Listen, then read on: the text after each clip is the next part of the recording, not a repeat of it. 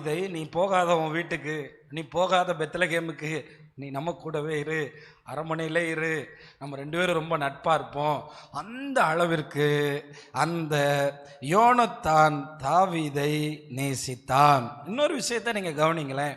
என்னதான் நட்புக்கு கண் இல்லை காது இல்லை அப்படின்னு சொன்னாலும் நீங்கள் பார்த்தீங்கன்னா நிறைய நேரத்தில் காலேஜஸில் போகும்போது ஒரு ஜாதிக்காரங்களாக இருப்பாங்க, இல்லை ஓரளவுக்கு பணக்காரங்கள்லாம் ஒரு இடத்துல இருப்பாங்க, இப்படி பார்த்து கொள்வாங்க. ஆனால் யோனத்தான் ராஜாவின் மகன், தாவீது ஒரு சாதாரண இடையன், ஒரு இடையனுடைய அவனும் ஒரு ஸ்டேட்டஸான ஆள் தான். இருந்தாலும் சவுல் குடும்பத்து அளவுக்கு ஸ்டேட்டஸான ஆள் கிடையாது. அவன் ஒரு ஆடு மேய்க்கிறவனாக இருந்தான். ஆனால் இந்த யோனத்தான் முதலாவது என்ன செஞ்சான்? தாவீதை உயிருக்குயிராக நேசிக்கிறான். தாவீதை எப்படி நேசிக்கிறானா?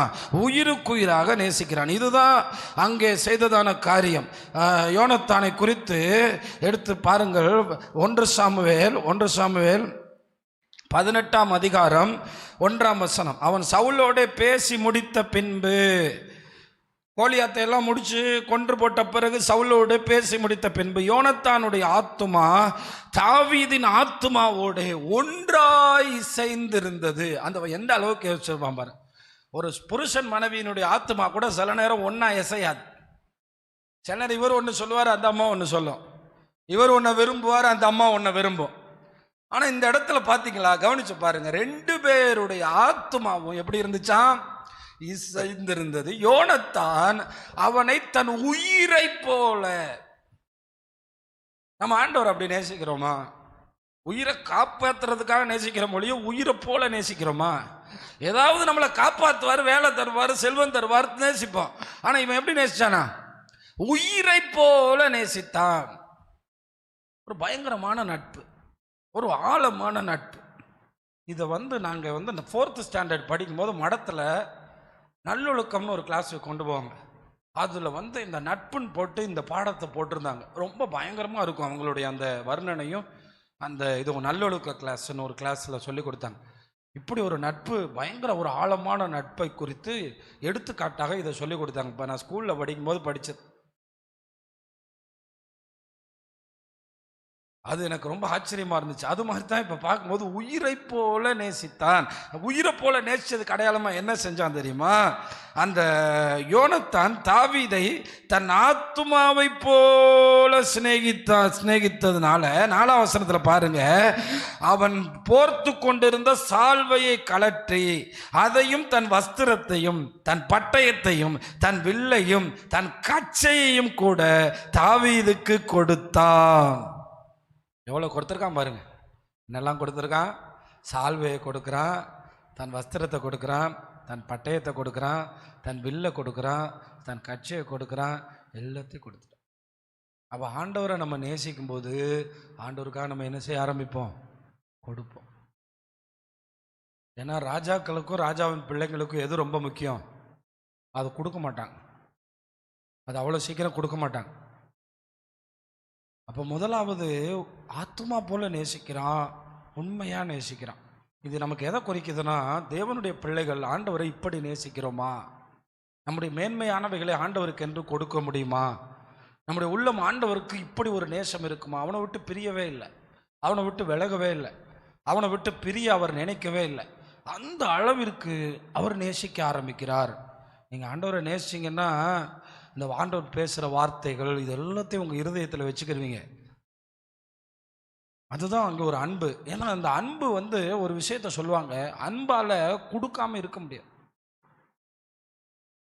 அதனால தான் பார்த்தீங்கன்னா எல்லாருமே கணவன் மனைவியாகி 20 வருஷம் வாழ்க்கையானாலும் என் பிறந்த நாளுக்கு என்ன கொடுத்த, என் கல்யாண நாளுக்கு என்ன வாங்கி கொடுத்த. ஏன்னா இந்த கொடுக்கறதுல இருந்து தான் எதை வெளிப்படுதுன்னு நினைக்கிறாங்க, அன்பு வெளிப்படுதுன்னு நினைக்கிறாங்க. இந்த பிறந்த நாளுக்கு நீங்கள் எதுவுமே வாங்கி கொடுக்கல. என்னன்னா நேசிச்சாலும் அந்த கொடுக்கறதுல தான் அன்பு இருக்கிறதா சொல்றாங்க. நீங்க மறந்துட்டீங்க அப்படி சொல்றாங்க. பார்த்துருக்கீங்களா? இவன் பாருங்கள், தன்னுடைய ராஜாவினுடைய மேன்மை கடுத்த எல்லாவற்றையும் தாவீதினிடத்திலே கொடுத்தான். இப்போ நாமும் ஆண்டவரை நேசிக்கிற ஒரு அடையாளத்தில் நேரத்தை கொடுக்க வேண்டும் ஆண்டவருக்காக. இப்போ நான் சொன்ன போது எத்தனை பேர் நினைச்சிங்களோ மேவி போசத்தை பற்றி கொஞ்சம் டைம் எடுத்து எடுங்க.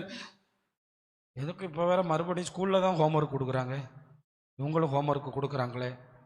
அப்படின்னு எத்தனை பேர் நினச்சாங்களா? ஆனால் ஆண்டவர் மேலே அன்பு இருக்கும்போது தான் நம்ம இதெல்லாம் கொஞ்சம் கொஞ்சமாக உட்காந்து தெரிஞ்சுக்க ஆரம்பிப்போம். பட்டயத்தை கொடுக்குறான், சால்வையை கொடுக்குறான், எல்லாத்தையும் கொடுத்தான். இப்படி தாவீதும் யோனத்தானும் ஆத்தும அளவில் ஒற்றுமையாக இருந்தாங்க. அவன் ஆத்துமா இன்னும் பார்த்தீங்கன்னா பின்னாடி அவங்களுடைய நட்பை குறித்தும் அவங்களுடைய நேசத்தை குறித்தும் அதிகமான காரியங்களை அங்கே சொல்லப்பட்டிருக்கும். பின்னாடி பாருங்கள், இது இன்னும் பயங்கரமான வார்த்தை.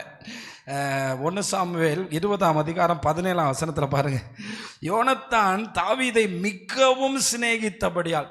இதில் கூட நான் கொஞ்சம் பார்த்தேன், தாவீது யோனத்தானை நேசித்தானுங்கிற வார்த்தையை தேடி பார்க்கும்போது கிடைக்கல. இது ரொம்ப பயங்கரமான அழகா இருக்கு. இது பின்னாடி 3 அதிகாரம் கழிச்சு எத்தனையோ நாட்களுக்கு அப்புறம் பின்னும் அவனுக்கு ஆணையிட்டான். அடுத்த வார்த்தையை கவனிச்சு பாருங்க, ஆத்துமாவை போல நேசித்தான். இங்க என்ன போட்டிருக்குன்னா உயிரை போல நேசித்தான்.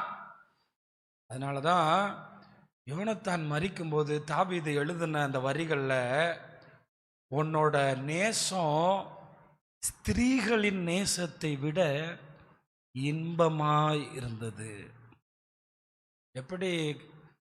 எப்படி இரங்கல் கவிதை எழுதுறாரு, உன்னோட நேசம் ஸ்திரீகளின் நேசத்தோட. ஒரு ஆணுக்கு பெண்ணோட நேசம் ரொம்ப ஈர்ப்பு, ரொம்ப பயங்கரமான ஈர்ப்பு, அது மறக்க முடியாது.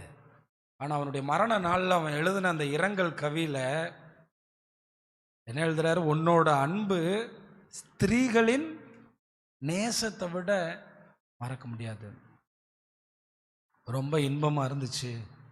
அப்போ ஆத்மாவை போல நான் நேசித்தான், உயிருக்குயிராக நேசித்தான், ஒரு பயங்கரமான அன்பு காமிச்சிருக்கான், ஒரு ஆழமான அன்பு காமிச்சிருக்கான்.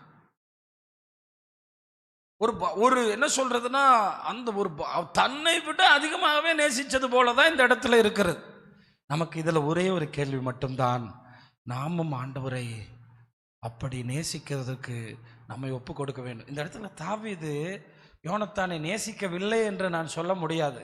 ஏன் சொல்ல முடியாதுன்னா, தாவீது ஒரு ஏழை குடும்பத்திலிருந்து அங்கே போயிருக்கிறபடினால அவனுக்கு நிறைய இன்ஃபீரியாரிட்டி காம்ப்ளெக்ஸ் வரும். அதையும் தாண்டி யோனத்தான் யாரை நேசித்தார்? அதுபோல் நான் சொல்கிறேன், நம்முடைய ஆண்டவர் எல்லாவற்றையும் தாண்டி நம்மளை நேசித்ததுனால தான் இந்த உலகத்துக்கு இறங்கி வந்தார். நம்ம வாழ்க்கையில் சில ஃபெயிலியர் வர்றதுனால அவருடைய அன்பை கேள்விக்குறியாக்க முடியாது. நம்ம நினைச்சது நடக்காதனால அவருடைய அன்பை கேள்விக்குறியாக்க முடியாது. நம்ம வாழ்க்கையில் சில ஆசீர்வாதங்கள் தாமதப்படுறதுனால அவருடைய அன்பை கேள்விக்குறியாக்க முடியாது. நல்ல யோவான் சொன்னாரு, அவரையே நமக்காக தத்தம் செய்தவர் இவைகளை எல்லாம் நமக்கு அருளாதிருப்பது எப்படி?